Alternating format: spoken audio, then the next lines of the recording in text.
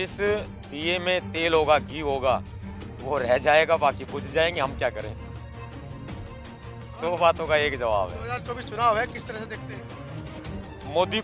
मोदी को हटाना ही हमारा लक्ष्य है। मोदी को भगाना हमारा लक्ष्य है। ईवीएम को हटाना है, मोदी को भगाना है, संविधान को बचाना है। बहन जी कह रही है कांग्रेस को हराने के लिए हम लोग तैयार हैं, इसका मतलब वो स्वयं बीजेपी के साथ बहन जी के बारे में मैं कुछ नहीं कहना चाहता, क्योंकि बहन जी क्या सोच रही हैं, क्या कर रही हैं, वो बेहतर जानती है, ना कि उनके बारे में मैं बेहतर जानता हूँ। वो मेरी बड़ी बहन है।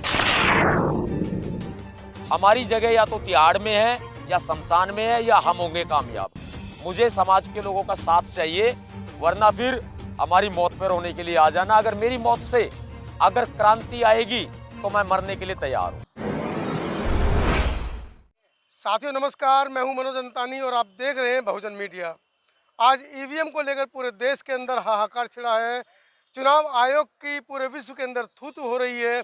जिस तरह से पिछले चुनाव में एक विधायक ने वोट डाला अपने आप को, उसकी बीवी ने वोट डाला अपने आप को, लेकिन जब रिजल्ट आता है तो उसके खाते में जीरो आती है। तो ईवीएम की धांधली को लेकर पूरे देश में आंदोलन चल रहे हैं। आज दिल्ली में एक बड़ी प्रेस वार्ता हुई है। भीम आर्मी के चीफ भाई नवाब सतपाल तंवर ने ये प्रेस कॉन्फ्रेंस प्रेस के समक्ष रखी और अपनी बातें रखी।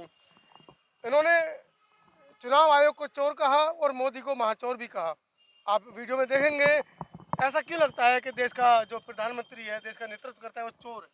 सर, देश का भविष्य खतरे में है। जी, देश का संविधान खतरे में, पूरा देश खतरे में, लोकतंत्र खतरे में है। 2 करोड़ नौकरी दिए उन्होंने, आप कह रहे खतरे में है भविष्य? किसको नौकरियां दी हैं सर? लोग मारे मारे फिर रहे हैं नौकरियों की पूरे वजह से। देश में होर्डिंग लगे हैं भाई। क्या पकोड़े तलने की नौकरियां दी हैं उन्होंने?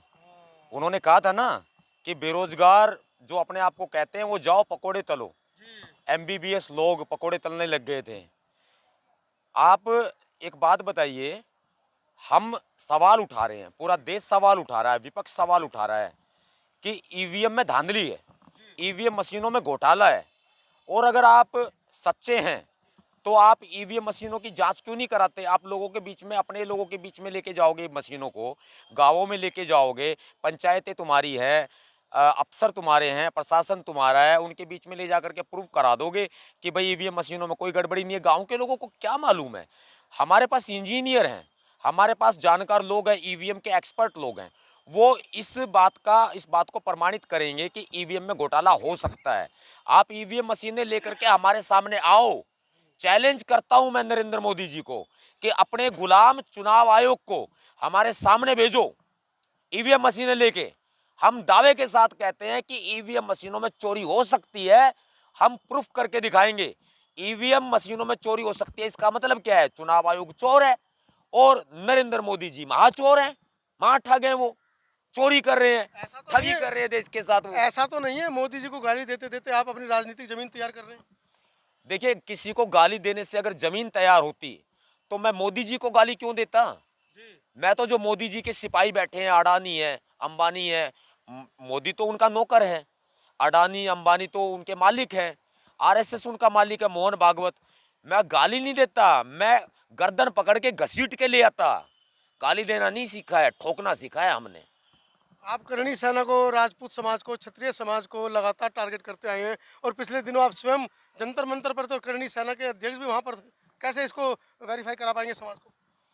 जहां एक ही मंच पर करणी सेना, भीम मैं सेना। आपको बताता हूं सर, देखो, वो मंच जो लगाया था वो बामसेप के द्वारा लगाया गया था। मैं वहां पर इनवाइट था, मैं वहां पहुंचा भी था, वो मंच पर मौजूद थे, मुझे कोई आपत्ति नहीं है किसी से।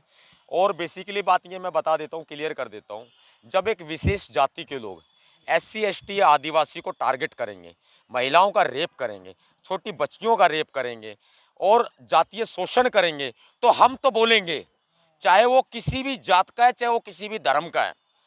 और आपका मतलब है आपको जात से समस्या नहीं, अपराधी से समस्या है? अपराधी से समस्या है सर, शोषणकर्ता से। अपराधी से समस्या है। और मैं यही चीज क्लियर कर रहा हूं, कोई भी, देखो, अपराधी की कोई जाति नहीं होती, लेकिन अगर कोई दलितों पर शोषण करता है तो वो कोई ना कोई जनरल कास्ट का ही मिलेगा। जाति नहीं होती, लेकिन जाति नहीं होती, लेकिन अगर 1 लाख केसों की विवेचना करें तो आप यकीन मानिए 90,900 से ज़्यादा सिर्फ 1% ऐसा केस होगा कि दूसरी जाति ने किया है, इन स्वर्ण जातियों ने अत्याचार किया। देखो इन्होंने ही किया है, ओबीसी के लोग भी बहुत सारे करते हैं, उनके बहकावे में आके करते हैं, लेकिन धीरे धीरे ओबीसी भी जाग रहा है। और रही बात करनी सेना की, करनी सेना की विचारधारा अपनी जगह है, मैंने पहले ही बोला था। और सतपाल तंवर की भीम सेना की विचारधारा अपनी जगह है, बाबा साहब की आइडियोलॉजी अपनी जगह है। वो गलत होंगे तो उसका मतलब ये नहीं है कि हम भी गलत हो जाए। और अगर वो हमें धमकी देंगे, हमें गलत बोलेंगे, तो हम किसी से कम नहीं है, मुंह तोड़ जवाब देंगे।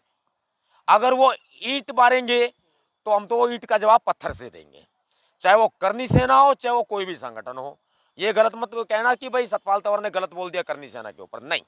अगर करनी सेना वाले प्यार का हाथ आगे बढ़ाते हैं, एक बार प्यार का कदम बढ़ाएंगे तो हम 4 कदम बढ़ाएंगे। वो हमें हमारे साथ हाथ मिलाएंगे तो हम उनको गले लगाएंगे। लगाओ तो सही, दलितों को तुमने आज तक गले लगाया ही नहीं है। अपनी राजनीति के लिए अगर ये लोग हमारे मंच पे आ जाते हैं तो उसमें कोई अतिशयोक्ति नहीं है। सतपाल जी, एक सवाल और निकल कर आता है, जैसा अभी करनी सेना की बात चल रही थी, उधर बजरंग दल की बात करें, विश्व हिंदू परिषद की बात करें, या जितने भी हिंदू युवा वाहिनी हिंदू सेना है, जब उनके मुद्दे होते हैं तो वो सारी सेना एक मंच पे होती है। लेकिन उसके इतर जिस और जवानी चलती है उस और जमाना चलता है का नारा लगाने वाले बहुजन समाज के जो युवा हैं वो कहीं ना कहीं 3-4 खाकों में बटे हैं। और जब कभी इस तरह की स्थिति समाज में होती है तो वो अपने अपने बैनर झंडे लेकर आते हैं, शोषित के साथ कम खड़े दिखते हैं, राजनीति करते हुए अपने संगठनों की वो ज़्यादा दिखाई देते हैं।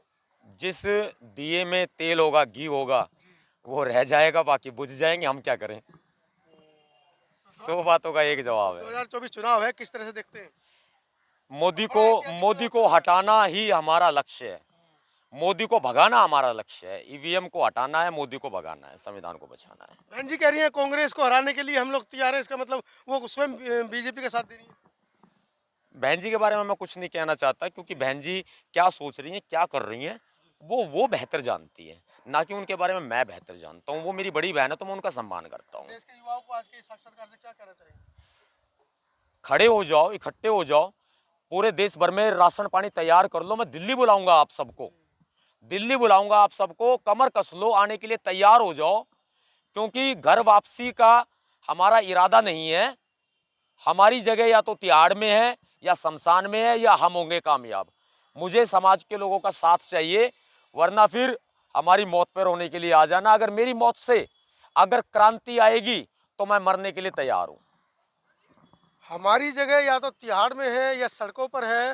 भीम सेना ने आज ये ऐलान कर दिया है कि अनिश्चितकालीन एक वो प्रदर्शन दिल्ली के अंदर करने जा रहे हैं ईवीएम को लेकर। देखते हैं कहाँ तक सफलता हाथ आएगी। देश के तमाम संगठन ईवीएम को लेकर सड़कों पर है, लेकिन चुनाव आयोग है कि उसके कान पर जू नहीं रेंगती है। देखते हैं ये लड़ाई कहाँ तक जाएगी। 2024 में चुनाव ईवीएम से होंगे या बैलेट पेपर से, ये वक्त के गर्त में है।